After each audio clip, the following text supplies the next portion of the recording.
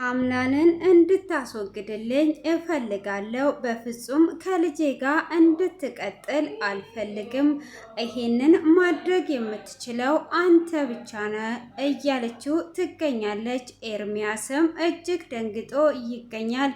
ወይን ከልጄ እንድትርቅ ምን ያህል ብር ልክፈልሽ ብያትም ነበር እምቢ ያለችኝ በማለት ያለውን ነገር ለኤርሚያስ ትነግረዋለች። ኤርሚያስም እጅግ ደንግጦ ይገኛል።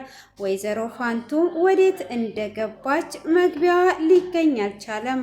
ኑሃሚንም ከገጠር መጥቷ ትገኛለች። ሰላም ሰላም! ውድ የተከበራችሁና የተወደዳችሁ የማራኪ ቤተሰቦች ሰላማችሁ ባላችሁበት ዓለም ዳርቻ በጥፍ ዝት ይበልላችሁ እያልኩኝ ቀጣዩን ክፍል ይዤላችሁ ቀርብ ያለው እስከ መጨረሻ እንድትከታተሉ ስል በአክብሮት እየጋበዝኳችሁ ስለምትከታተሉም ከልብ እያመሰገንኩኝ ለባለፈው ክፍል ትንሽ ላስታውሳችሁ። ዳጊ ሀምላልን ፍቅረኛዬ ናት ብሎ ሊያስተዋውቅ ወደ ቤት እንደገባ እነ ወይዘሮ ዝናሽ እጅግ በጣም ደንግጠው ነበር ክፍሉ የተጠናቀቀው። ሆኖም ወይዘሮ ዝናሽ እናንተ ጤነኛ አይደላችሁም ወይ? ልታሳብዱኝ ፈልጋችኋል ማለት ነው። አንዱን ሳልጨርስ አሁን ደግሞ ምን ልትሆን ነው? የቤተሰቡን ጠላት ይዘክ የመጣኸው ጤነኛ ነው ወይ? በማለት ዳጊን ታፋጥጠዋለች። ዳጊም እማዬ አንቺ እንደምታስቢው አይደለም ብሎ ይላታል። አቶ ሌኩ እነኚህ ልጆች እንድታስወጣልኝ እፈልጋለሁ። እነኚህ ልጆች ሊያሳብዱኝ ፈልገዋል። አንዱን ተገላገልኩ ስል አንዱ ይተካል። ከዚህ ቤት አስወጣልኝ በማለት አቶ ሌኩን ስትናገረው፣ ወይዘሮ ዝናሽ ተረጋጊ፣ አሁን ሀምላል የመጀመሪያዋ አይደለችም። ዳጊ እንኳን ደህና መጣችሁ አረፍ በል በማለትም ሲል፣ በፍጹም አረፍ አትልም። ምንድነው እሱ አንተ እንደዚህ ያረጋጋት በማለት አቶ ሌኩንን ስትጠይቀው፣ አቶ ሌኩም መጀመሪያ ላይ ዳጊ ፍንጭ ሰጠኝ ነበር ብሎ ይላታል። ምንድነው ያለች በማለትም ስትጠይቀው፣ ከዚህም በፊት ዳጊ ሀምላል ፍቅረኛው እንደሆነችና ሳያስብ እንዳፈቀራት ሁሉንም ነገር ለአቶ ሌኩ አስቀድሞ ነግሮት ነበር። አቶ ሌኩም በመጀመሪያ ቀን ሲነግረው እጅግ ደንግጦ ማመን እስኪሳነው ድረስ እንደደነገጠና ሁሉንም ነገር ለወይዘሮ ዝናሽ ይነግራታል። ጭራሽኑ አንተም ተቀብለከውና ይሄንን ሁሉ ነገር ሰምተካል ማለት ነው በማለትም ወይዘሮ ዝናሽ አቶ ሌኩንን ታፋጥጠዋለች። አቶ ሌኩም የማይቀየር ሰው የለም፣ ስለዚህ ተቀይሯ አሁን የሱ ፍቅረኛ ሆናለች። ሁሉንም ነገር እናስተካክለዋለን፣ እኛም ይቅርታ ማድረግ አለብን በማለትም ሲናገር፣ ኤሚና ወይዘሮ ዝናሽ በፍጹም ይቅርታ አላደርግም፣ ታውቃላችሁ ልትገለኝ ያለችዋን ልጅ ጭራሽኑ ይቅርታ እንድናደርግ ነው ወይ ወደ ቤት ሲያመጣ ዝም የምትሉት? ወንድሜ አንተ ስለምንድን ነው ዝም የምትለው ብላ ናሆምን ስትለውም፣ ናሆምም አይ ይቅርታ አድርገናል በማለትም ሲናገር፣ አንተም ይሄንን ነገር ታውቃለህ ማለት ነው። ስለዚህ ከወንድሜ ጋር ተባብራችሁ ገዳይን ቤት አመጣችሁ። በፍጹም እኔ ይቅርታ አላደርግም። ስለዚህ እናንተ አንድ ላይ የቤቱን ጠላት እስካመጣችሁ ድረስ ብላ ኤሚ እኔ መቼም ቢሆን ይቅርታ አላደርግም ብላ ወደ ክፍላ እየሮጠች ትገባለች። ወይዘሮ ዝናሽም ይሄ ነገር እንዴት ነው እንደዚህ ሊሆን እየቻለው? ጭራሽኑ የቤታችንን ጠላት ፍቅረኛዬ ብሎ ይዞ ይመጣል እንዴ? በማለት እሷም በፍጹም ይቅርታ አላደርግም በማለት ወደ ክፍላ ትገባለች። እሷም እንግዲህ ወደ ክፍሏ ከገባች በኋላ ሀምላል ከዳግም ጋር ወደ ውጪ ይወጣሉ። እነሱም ወደ ውጪ ከወጡ በኋላ ሀምላልም ትክክል አላደረግንም፣ እኔም እሺ ብዬ ተከትዬ መምጣት አልነበረብኝም። አሁን ይሄ ትልቅ ጥፋት ነው። የማይሆን ነገር ይሆናል ብለኸኝ እኔም ደግሞ ተከትዬ መምጣቴ፣ እነሱም ትክክል ናቸው፣ የሚያውቁትን ነገር ነው በማለትም ትናገራለች። አሁን አንቺ ሁሉንም ነገር ለኔ ተይልን፣ ወደን አይደለም ፈቅደን አይደለም ይሄ ነገር የተከሰተው። ስለዚህ አንቺ ምንም ነገር እንዳታስቢ፣ እኔ ወይዘሮ ዝናሽንና ኤሚንም አሳምናቸዋለሁ በማለት ይናገራታል። እሱም ከንፈሯን ሊስማ ሲል በፍጹም ይሄ ነገር አይሆንም፣ መጀመሪያም ቸኩለን ያልሆነ ነገር ውስጥ ገብተናል፣ ስለዚህ ወደ ቤቴ መሄድ አለብኝ በማለት እሷም ወደ ቤቷ ትሄዳለች። ወይዘሮ ዝናሽም አቶ ሌኩን ይሄንን ነገር እንድታስረዳኝ እፈልጋለሁ፣ ሁሉንም ነገር አስረዳኝ፣ ጭራሽኑ ዋና የቤታችን ጠላት ቀንደኛ ልጁ ፍቅረኛ ነው ብሎ ይዞ ሲመጣ ተቀብለሃል፣ ስለዚህ አስረዳኝ ብላ ትለዋለች። አቶ ሌኩንም እንዴ ምነካሽ ወይዘሮ ዝናሽ፣ ግዴታ እኮ ለአንድ ሰው ይቅርታ አድርገንለት እንደ ጠላት ልናሸሸው ሳይሆን ልናቀርበውም ግድ ይላል። ኤርሚያስን አታይም ወይ? ከኤሚ ጋር እንዲሆን ፈቅደናል። ስለዚህ ሀምላልም አሁን ላይ ተቀይሯለች በማለትም ይናገራታል። እሷም በፍጹም ይሄ ነገር አይሆንም፣ ይሄንን ነገር አላምንም፣ በፍጹምም አልተቀየረችም በማለት ትመልስለታለች። ብትቀየርም ይቅርታ አድርጌላታለሁ፣ ደጃፌ እንድትደርስ ወይም ደግሞ ከልጆቼ ጋር እንድትሆን በፍጹም አልፈቅድም። ደግሞም ዳጊ ምን እየሆነ ነው ያለው?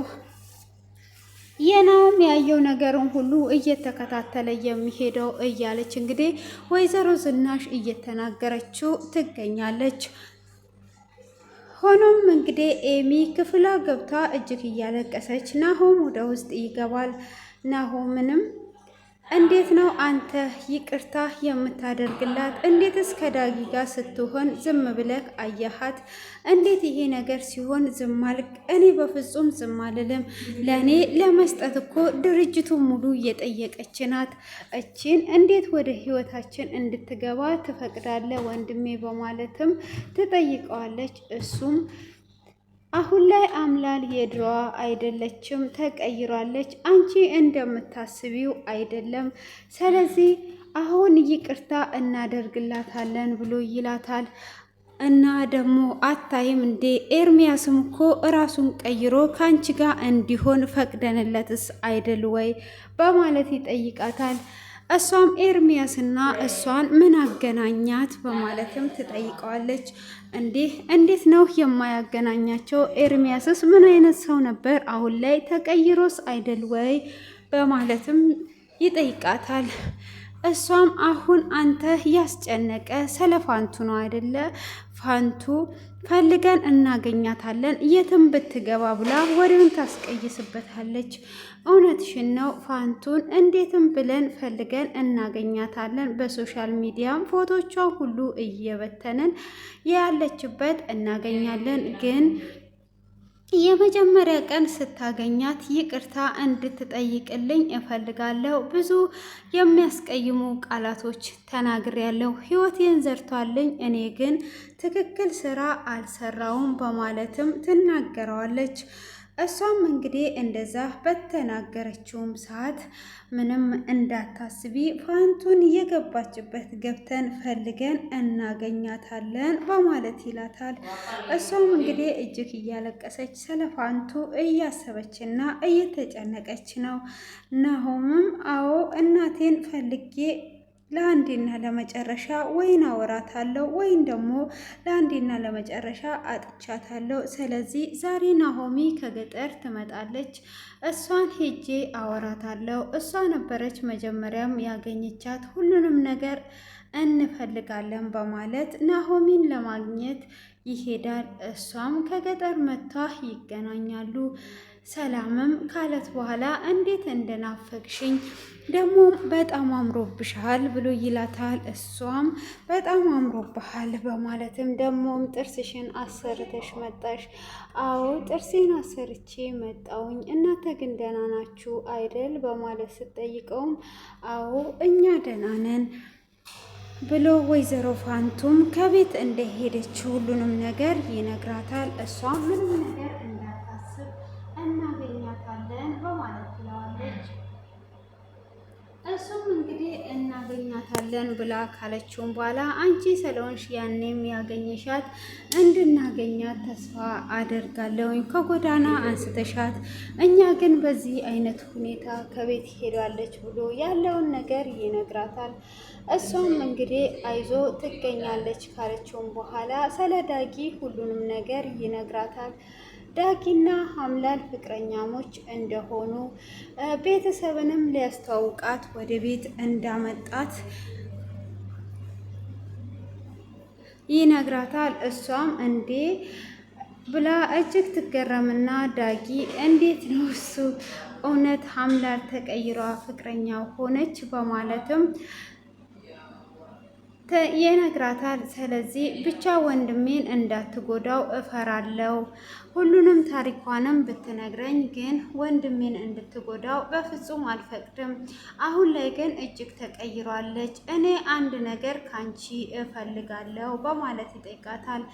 እሷም እንግዲህ ምንድን ነው የምትፈልገው በማለትም ስትጠይቀው ምንድን ነው የምትፈልገው ብላ ስትጠይቀው እሷም የምፈልገው ነገር አሁን እንድትቀርባትና እንድታገኛት ነው የምፈልገው ብላ ትለዋለች።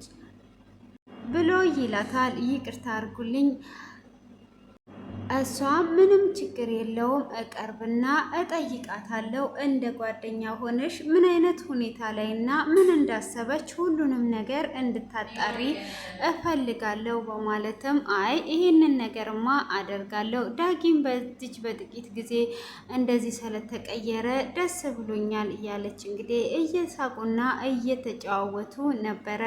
የሀምላልም ጓደኛ እንደምትሆን ቃል ከገባችለት በኋላ ናሆምም ወደ ቤት ይመለሳል። አቶ ሌኩንም ስለ ዳጊና ስለ ሀምላል ታውቅ ነበር ወይ አንተ አልደነገጥክም ብሎ ሲለውም አይ እኔ የጠረጠርኩት ነገር ነበር፣ ደግሞም በባለፈው ፍንጭ ፍንጩን ሲነግረኝ ምንም አልደነገጥኩኝም። ሆኖም እንግዲህ ወንድሜን እንድትጎዳው ስለማልፈልግ ከዛ ቀን ጀምሮ ስከታተላት ነበረ። ሆኖም ከጠበቅኳት በላይ በጣም ተቀይሯለች። አሁን ላይ ሌላ ሰው ሆኗለች። ስለዚህ ምንም ነገር አይፈጠርም ብዬ ተውኳት። አሁንም ወንድሜን እንድትጎዳ አልፈልግም በማለት እንግዲህ ከአቶ ሌኩ ጋር እያወሩበት ይገኛሉ።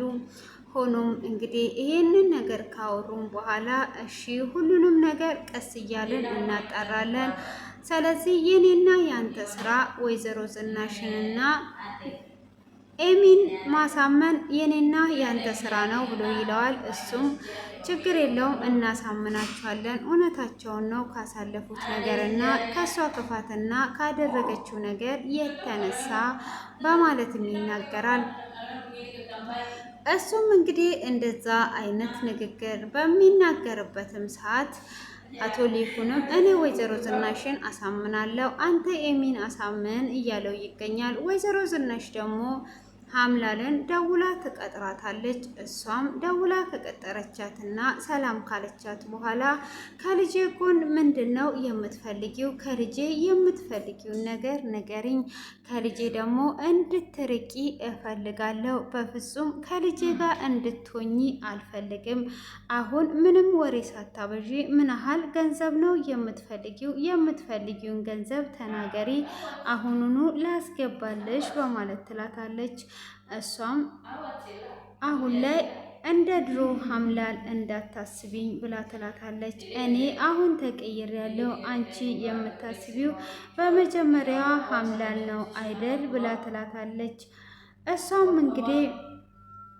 እሷም እንግዲህ ምንም አይነት ገንዘብ አልፈልግም፣ አሁን ላይ እግዚአብሔር ይመስገን የመጀመሪያዋ ሴጣኗ ሀምላል አይደለውም። አሁን ላይ ቃል የምገባልሽ ነገር ካለ በፍጹም ቤተሰቦችሽን አልጎዳብሽም፣ ከዚህም በኋላ ካንቺ ጎን ነኝ በማለትም ትናገራታለች። እሷም እንደዛ አይነት ነገር በምትናገራትም ሰዓት አይ እኔማ በፍጹም አላምንሽም፣ ከምን የተነሳ ነው ልትቀየሪስ የቻልሽው?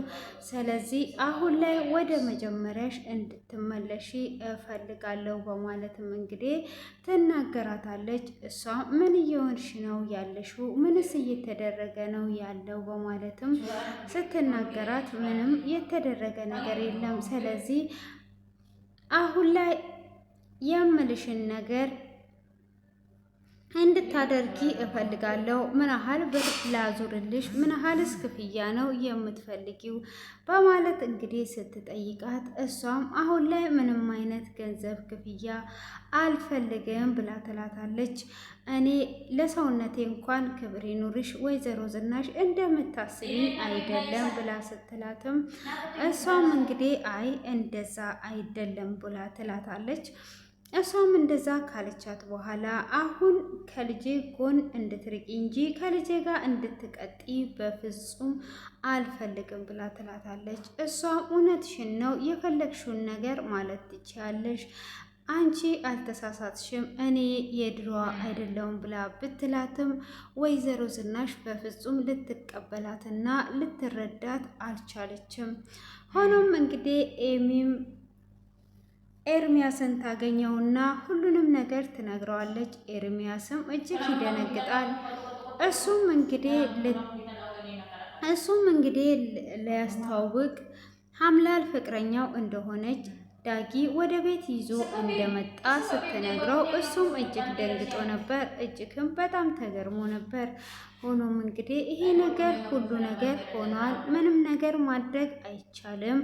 ስለዚህ አሁን ላይ እሷም የናተ ነገር ምንም ነገር ማድረግ አይቻልም በማለት እንግዲህ ሁሉንም ነገር እውነት ሀምላል ተቀይሯ ነው ብሎ ሲልም አዎ አሁን ላይ ሀምላል ተቀይሯለች ብሎ እንግዲህ ይዞ ወደ ቤት መጥቷል በማለትም ሁሉንም ነገር ትነግረዋለች። እሱም በጣም እጅግ ተገርሞ እና ወይዘሮ ፋንቱም እንደጠፋችና እንዳስቀየሟትና እንደተጣሉ ሁሉንም ነገር ተናግረዋለች። እሱም እጅግ በጣም ይገረምና እንዴት ትሄዳለች ብሎ ሲልም እኔ ራሱ ብዙ ነገር ተናግሬያታለሁ፣ እጅግ በጣም ነው ያዘንኩት በማለት እንግዲህ ተናግረዋለች። እሱም አንቺ እንዳትጨናነቂ ወይዘሮ ፋንቱን እኛ ፈልገን እናገኛታለን፣ የትም ቦታ የትም ብትገባ እኛ ስለምናገኛት አንቺ ምንም ነገር መጨናነቅ የለብሽም ብሎ ይላታል። እሷም እንግዲህ እንደ እግዚአብሔር ፍቃድ እንደምንም ብለን ፈልገን እናገኛታለን፣ እጅግ መልካም ሴት ናት፣ የኔን ህይወት ሰርቷ እኔ ግን በብድሩ ክፋት ነበር የመለስኩላት እያለች እንግዲህ ለኤርሚያስ ሁሉንም ነገር ነግሯ ትገኛለች። ኤርሚያስም እንዳትጨናነቅ ግን ደግሞ ፈልጎ እንደሚያገኛት ይነግራታል። ሆኖም እንግዲህ ይሄ ነገር ሆኖም ሳለ ወይዘሮ ዝናሽ ኤርሚያስን ታገኘዋለች። እሷም እንግዲህ ካገኘችውም በኋላ አሁን ላይ ሁሉንም ነገር ተናግረዋለች። መቼም ከኤሚ ስለ ሀምላል ሰምተክ ሊሆን ይችላል ብላ ትለዋለች። እሱም አዎ ሰምቻለሁ፣ ስሰማ ግን እጅግ ነው የደነገጥኩት በማለት ይነግራታል። አዎ እኛም ደንግጠናል፣ ያልታመነ ነገር ነው ብላ ስትለውም አይ እኔ አሁን አንድ ነገር እንድታደርግልኝ እፈልጋለሁ በማለትም ትለዋለች። ምንድን ነው የምትፈልገው በማለት ስትለውም አሁን እኔ ምልሽ ወይዘሮ ዝናሽ ይቅርታ አድርጊልኝና አንዳንድ ነገሮች ሳይታሰቡ ነው የሚሆኑት ሲልም ማለት ብላ ስትል የኔና የኤሚ ራሱ ባላሰብንበት ሰዓት ነው ብሎ ሲላትም አያንተና የኤሚኮ ከመጀመሪያ ትተዋወቃላችሁ ለዛ ነው በማለትም እንግዲህ አሁን እኔ የምልህ ትልቅ ነገር ላስቸግር ነው፣ ይሄንን ነገር ማንም ሰው ሊያደርግ አይችልም፣ አንተ ብቻ ነህ ስለ ሀምላል የምታደርገው ላስትልም ኤርሚያስም ወይዘሮ ዝናሽ ሳዮት ካወራሮት እጅግ ከባድ ነገር ነው የሚጠይቁኝ በማለትም ሲል አዎ እጅግ ከባድ ነገር ነው ብሏል። እንግዲህ እጅግ በጣም ተደነጋግጠው ክፍሉ በዚህ አይነት ተጠናቋል ማለት ነው። እንግዲህ ወይዘሮ ዝናሽ አምላል አትቀየርም ብላ ነው የወሰነችው። እንግዲህ እሷ ዛሬ ላይ ተቀይሯ ተለውጣለች። ሆኖም እንግዲህ ሁሉም ሰው የማይቀየርና የማይለወጥ የለም። ሀምላልም እንግዲህ ከዛ ከመጀመሪያ ከክፋቷ ሁሉን ነገር ዛሬ ላይ ተቀይሯና ተለውጣለች። ሆኖም እንግዲህ እሷ ምንም የተቀየረች እና የተለወጠች ነገር እንደሌለ አድርጓ በፍጹም እያለ ትገኛለች ማለት ነው። እንግዲህ ማስጠንቀቂያም ሰጥታታለች ከልጇ ጎን እንድትርቅላት። እሷም እንግዲህ ይሄንን ነገር ልታደርግባት ትችልም እሺ ብላታለች ማለት ነው። እንግዲህ ሁሉንም ነገር ተቀብላና እሺ ብላ ትገኛለች። ሆኖም እንግዲህ ሀምላል እኛ በወደድንበት ሰዓት አይደለም መድኃኒት ውስጥ አድርጓ ሰጥቷክ ሊሆን ይችላል እያለች እንግዲህ ዳጊንም እየተከራከረችው ነበረ። በፍጹም ይሄ ነገር እንዲሆን አልፈቅድም። እሷ መድኃኒት ውስጥ አድርጓ ከሰጠች እንዴት እናውቃለን? ስለዚህ ይሄ እንዲሆን በፍጹም አልፈቅድም እያለች ነው ወይዘሮ ዝናሽ። እንግዲህ እሱም ሳናስብ ነው ይሄ ነገር የሆነው እኔ ናሆምን ልጎዳው አይደለም እያለ እንግዲህ ስለ ናሆምም እያወራው ነበረ። አጠርና መጠርስ አድርግላችሁ እንግዲህ ሀምላልን እንግዲህ ኤርሚያስ እንዲያስወግዳት ነው የምትፈልገው። በስተመጨረሻ እንግዲህ ምን እንደሚሆን የምናይ ይሆናል። ለዛሬ ያዘጋጀውላችሁ ይህንን ይመስላል። በቀጣይ ቪዲዮ እስክንገናኝ ድረስ መልካም ቆይታ ይሆንላችሁ።